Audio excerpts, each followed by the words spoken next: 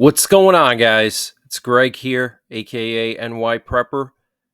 It is Tuesday, August 13th, 2024, and I have an emergency update to share with you guys.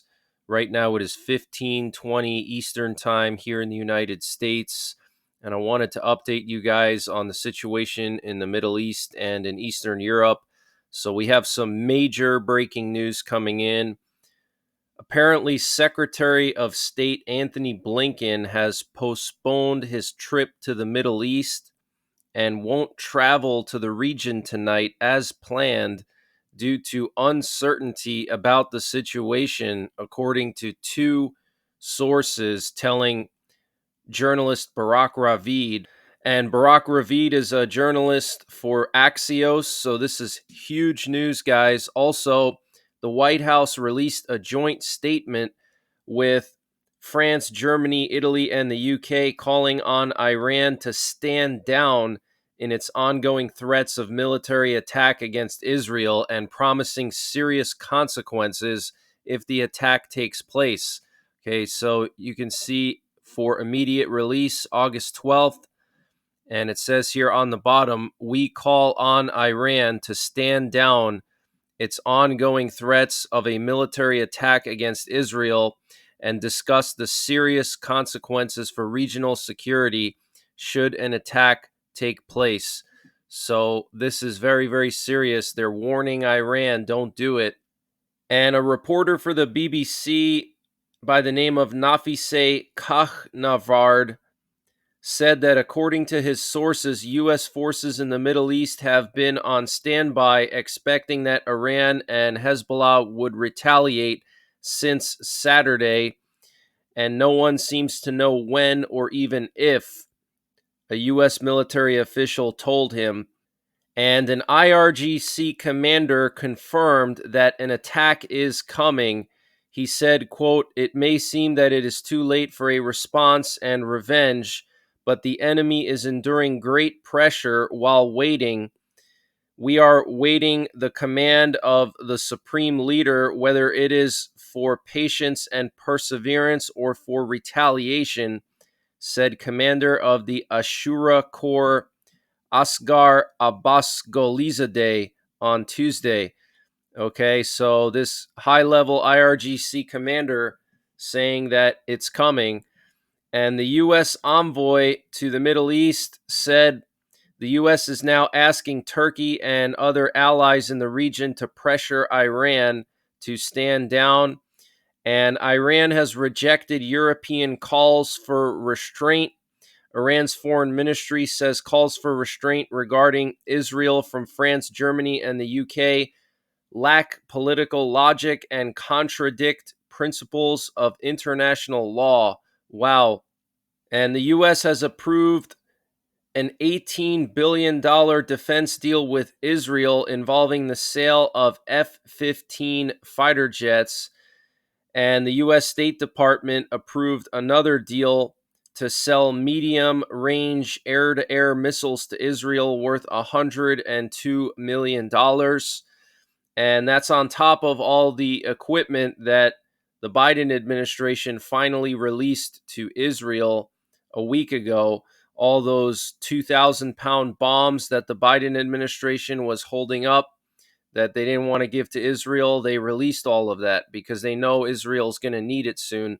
And before I continue with the breaking news, I wanted to mention the sponsor for this update, which is My Patriot Supply. Guys, My Patriot Supply is doing their most aggressive discount yet on their 3-month emergency food supply. And to get the deal, you got to go to preparewithnyprepper.com. They've lowered the price of their 3-month food supply from $800 down to $500. 3 months of emergency food for $500. That is a really good deal, and it will last you 25 years because it is freeze dried and it's all packed within 6 rugged water resistant buckets. So you have all that food in a small package. You can store that pretty much anywhere. And you can also take it with you if you have to bug out. You can throw that in your vehicle easily. So use the link preparewithnyprepper.com to get $300 off the My Patriot Supply 3-month emergency food supply, $500 for it. Also, they have free shipping and handling included. In addition to the 3-month supply, they also have a general store. And to get to their general store, you got to scroll all the way down to the bottom, and you'll see the My Patriot Supply logo at the very bottom of the page. You click on that, and it'll take you to their general store, and they have all kinds of discounts. And to get the deals, you got to use my link, preparewithnyprepper.com. And I'll leave the link in the description below this video. And credit ratings agency Fitch downgraded Israel's credit rating from A+ to A on Monday, citing worsening geopolitical risks as the Israel-Hamas war drags on. It also kept the rating outlook negative, which means a further downgrade is possible. In our view, the conflict in Gaza could last well into 2025. And there are risks of it broadening to other fronts, the ratings agency said in a statement. So I personally believe this is a political decision. I think this ratings agency is basically trying to punish Israel because of their stance on the situation and the fact that they're not giving in to the demands from the Western world to pull out of Gaza. So I think they're punishing Israel now by downgrading their credit. And so now Israel's going to have a harder time selling bonds and raising money. And there was a 5.4 magnitude earthquake in Syria and Lebanon yesterday, and it was felt in northern Israel. So that is definitely biblical, guys, with everything going on there. And then suddenly a 5.4 earthquake. Definitely not a coincidence. And the Houthis tried to strike an Israeli vessel in the Red Sea yesterday, but apparently they missed. And we currently have U.S. nuclear forces on high alert. Earlier this afternoon, right around 1300 hours Eastern time, there were several nuclear attack options broadcasted back-to-back nonstop. And what you're looking at here are two nuclear war command and control planes and a B-52 and also a nuke sniffer up in the air as well. And there was also a presidential doomsday plane up in the air. So our nuclear forces are definitely on high alert, and the doomsday plane was flying over Kansas with its transponder off, and then it turned its transponder on right before it landed at Offutt Air Base. Okay, so you can see here this blue line just stops in the middle of northwest Kansas, and that's because it was flying the whole time with its transponder off, and then right before landing it just turned it on so it could be seen by air traffic controllers at Offutt Air Base. We have one nuclear war command and control plane over the Atlantic. We have one over Indiana. So we're ready, guys. Our military is ready. And remember that Lloyd Austin ordered an entire carrier strike group to go to the Middle East. And that strike group has F-35s, 5 guided missile destroyers. We already moved an entire squadron of F-22s, 24 F-22s. And also there were reports of B-2s moved to Qatar 2 weeks ago. So get prepared, guys. Things are really getting crazy. And the hunt for Red October continues off the coast of Florida. We had another sub-hunter off the coast of Florida this afternoon. Here you can see a P-8 Poseidon that was looping off of St. Petersburg, Florida in the Gulf. And then there was a rivet joint patrolling the southern tip of Florida. And what it was doing is it was collecting reconnaissance information on Cuba because of the way that this path was. Okay, you can see parallel to Cuba. So it was just flying back and forth, collecting info on Cuba. Potentially there's Russian subs there, Russian warships. I have no idea. And we're continuing to see a lot of activity in the Eastern Mediterranean. Here you can see an Italian C-130 that just left Beirut. and the Italian C-130s have been going back and forth to Beirut the last couple of days, evacuating people, probably citizens, diplomats. We also have this NATO RQ-4 that was flying with its transponder off over Bulgaria somewhere. Could have been up in Poland or Ukraine. We don't know, but it has the call sign Magma 10. It's about to land. When this thing is up in the air, it means that it's collecting very, very important and secretive information. And it was flying with its transponder off. We don't know exactly where it could have been. It could have been in Ukraine. It could have been in Poland. The last time this thing flew into Eastern Europe, it flew into southeastern Poland and went straight into Western Ukraine and turned its transponder off right before crossing the border into Ukraine. And I want to update you guys on the situation in Russia. So, Ukraine is continuing to make gains in Russia. The Russian Navy also trained to launch nuclear strikes on Europe, according to the Financial Times. The editorial board gained access to lists containing 32 targets for missiles allegedly prepared by Moscow even before the invasion of Ukraine. The documents include scenarios for war with Russia's current allies, China, Iran, Azerbaijan, and North Korea. The directives also emphasize the advantages of using nuclear weapons early in a conflict. In a conflict with NATO, the main priority is to weaken the enemy's military and economic potential, according to these documents. And a demonstration nuclear strike launching missiles in a remote area to intimidate is also mentioned in these documents. So, wow, this is huge, guys. The Russian Navy trained to strike Europe with nukes as far back as 2008 to 2014. And the documents talk about using nuclear weapons early in a conflict. And they actually were testing these missiles, apparently. They were actually firing these missiles that they would potentially use against targets in Europe, okay?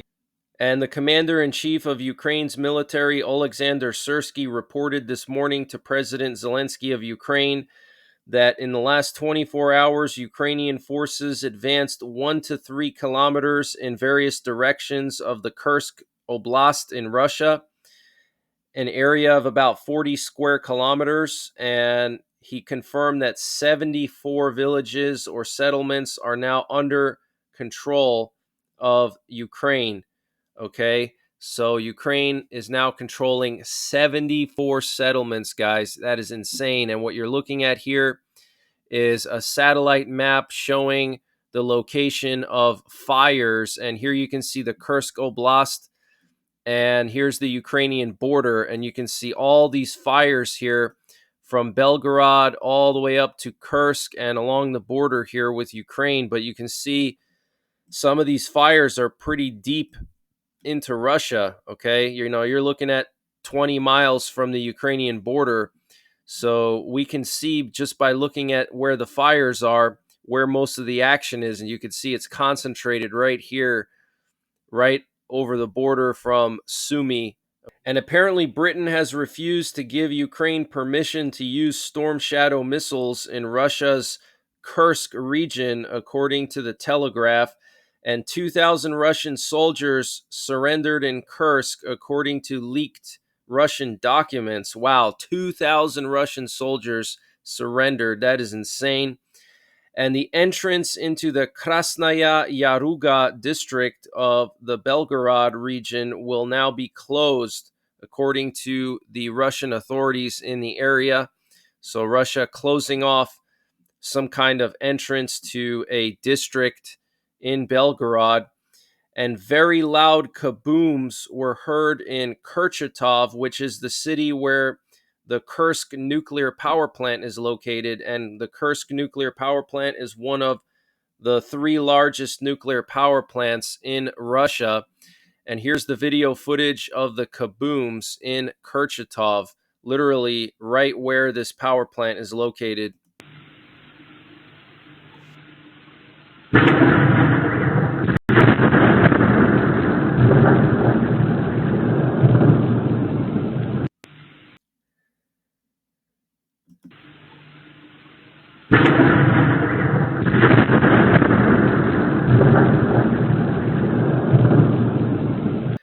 And Russia is also evacuating residents from the Veliko Soldatsky district and the Bolshoye Soldatskaya region of the Kursk Oblast. Okay, so they're evacuating two more districts today.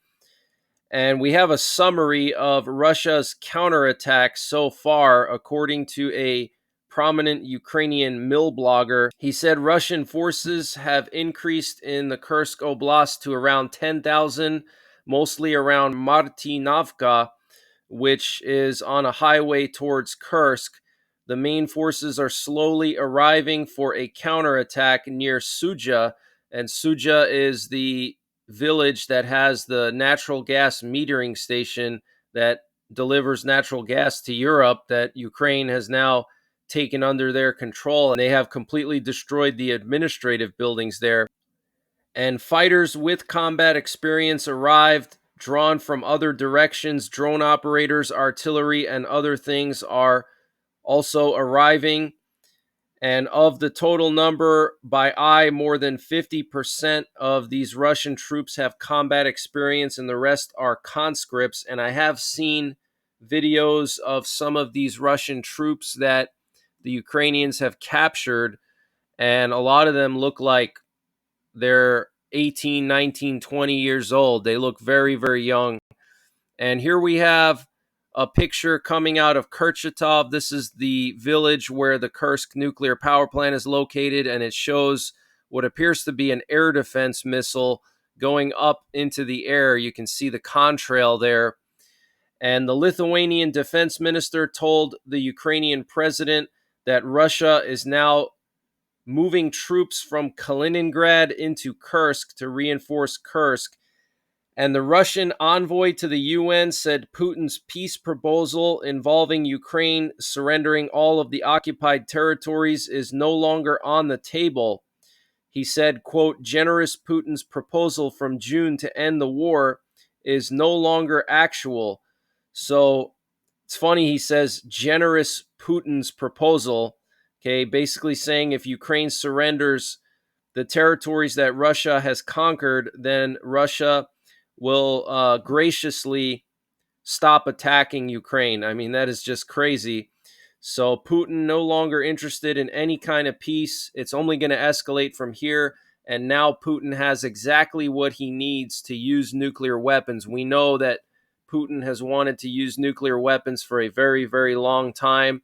He probably has wet dreams about it. And now he has an excuse. He has a justification because Ukraine is going into Kursk.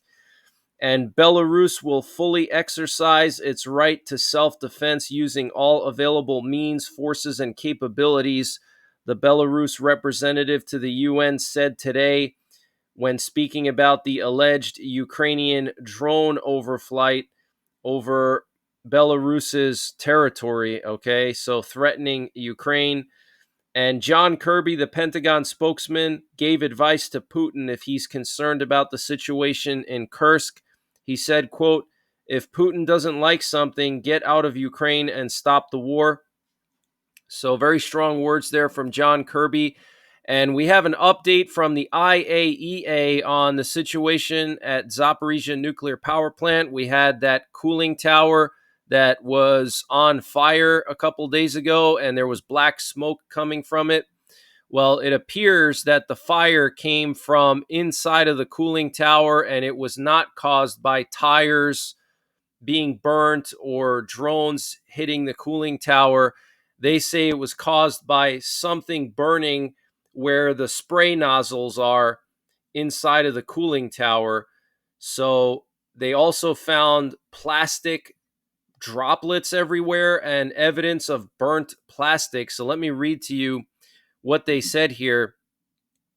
The IAEA experts at Ukraine's Zaporizhia nuclear power plant today visited the plant's cooling towers to observe the impact of yesterday's fire. Following its request to immediately assess the impact of the fire, the IAEA Support and Assistance Mission to Zaporizhia accessed the cooling tower area this morning. Based on the observations, the team assessed that it was unlikely that the primary source of the fire began at the base of the cooling tower, Director General Rafael Grossi said. During the team's visit to the cooling tower, it determined that the damage was most likely concentrated on the interior of the tower at the water nozzle distribution level located at roughly 10 meters high. The team has requested access to the water nozzle distribution level. It could observe the bottom of the water nozzle distribution level from the concrete foundation columns. The team could also see down into the cold water basin, which is the base of the cooling tower, and has requested to access it as well. The team was not permitted to access these two locations during today's walk down for safety concerns. Okay, so this was yesterday. So Russia did not give them access to the cold water basin and the nozzle distribution level. Okay, and those are the two most critical things inside of a cooling tower. The cold water basin is what feeds cold water into the reactor to keep it cool, and the spray nozzles spray the hot water from the reactor, okay, because the water heats up and they spray that hot water into the cooling tower. Okay, think of it as like a radiator. That's exactly what a cooling tower does. It's just like a radiator in a car. Okay, so Russia is not allowing access to these areas where they suspect the fire came from. So to me, this is very sketchy, and it suggests that the problem is actually very serious. Whilst visiting the impacted cooling tower, the team observed burnt areas in the internal equipment higher up near the water nozzle distribution level. They also observed droplets of burnt plastic and fragments of fallen concrete distributed across the cold water basin. The team assessed that these droplets were consistent with melted and fallen plastic mesh from the fire. Samples of the debris, including burnt and molten plastic, were collected. The lingering odor from the fire was assessed by the team and determined, in the absence of a sulfur smell, was more likely caused from burning plastic. Neither tire nor drone remains were observed during the walkdown. So this is very, very strange, guys. I don't know what to think of this. I don't know if they were trying to sabotage it or if there was just a mechanical issue there. And here's what a cooling tower looks like on the inside. You can see the spray nozzles here, okay, located about 1/3 of the way up in the cooling tower. And those nozzles spray the hot water that heats up from circulating near the reactor, and then the cold water goes into the reactor, okay, just like your radiator in your car. Okay, the hot water circulates from the engine to the radiator, and then the air cools the radiator down, thus cooling down the coolant in your radiator. Okay, same principle basically.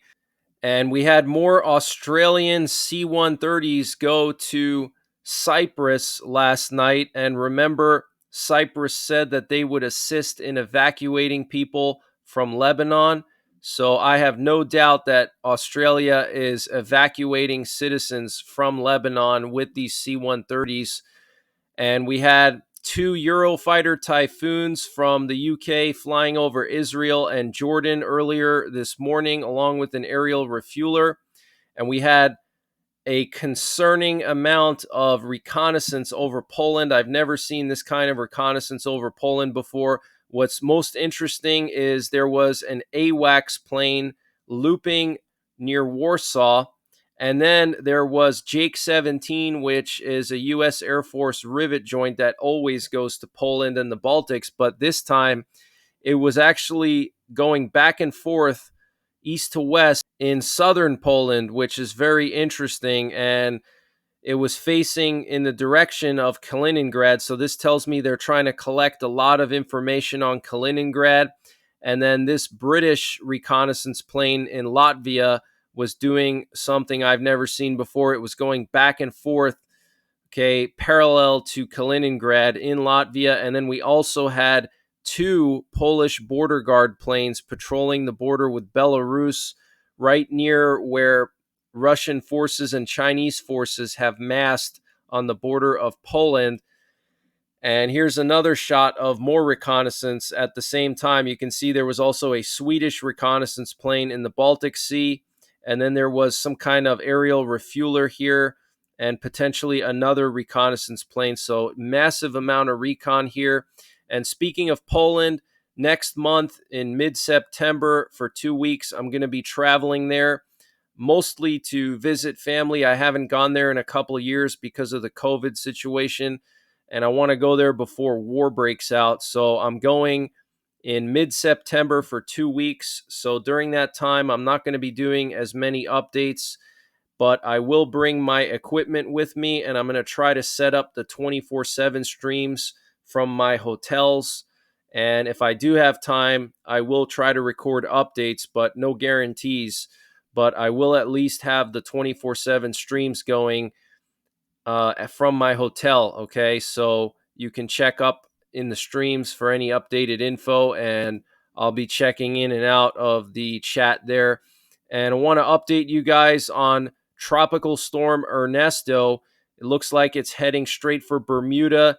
At this time, it doesn't appear to be a threat to the U.S. East Coast, but that's the latest breaking news that I have.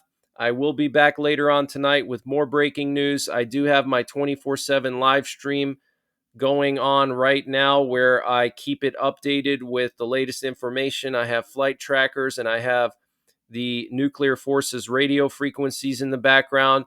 You can hang out there, exchange information, and I do pop in periodically to that live stream. But I will be back later on tonight with another update. And of course, if something happens anywhere that's really serious, like Iran attacking Israel, I will update you guys live. Okay. So until the next time, take care, God bless, and don't forget the 3 Ps: prepare, practice, and persevere.